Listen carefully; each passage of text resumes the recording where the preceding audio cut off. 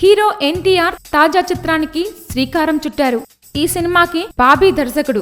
రాశి ఖన్నా ఓ కథానాయిక, మరో కథానాయిక ఎంపిక జరగాల్సి ఉంది.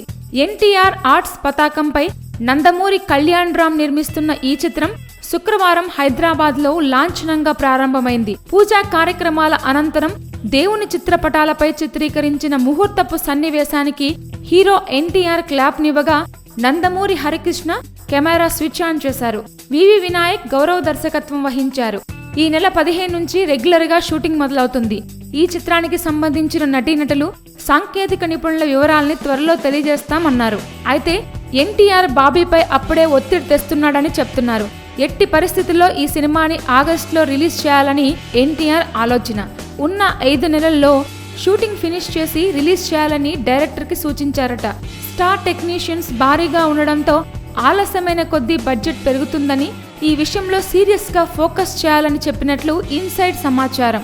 దాంతో అప్పుడే ఎన్టీఆర్ డైరెక్టర్ కి చుక్కలు చూపించడం మొదలు పెట్టాడని అంటున్నారు. ఇకపోతే 15 నుంచి రెగ్యులర్ గా షూటింగ్ ప్లాన్ చేశారు దర్శకుడు. తొలుత చిన్నారులు, ఫ్యామిలీ సభ్యులపై కీలకమైన సన్నివేశాలను చిత్రీకరించినట్టు తెలుస్తోంది.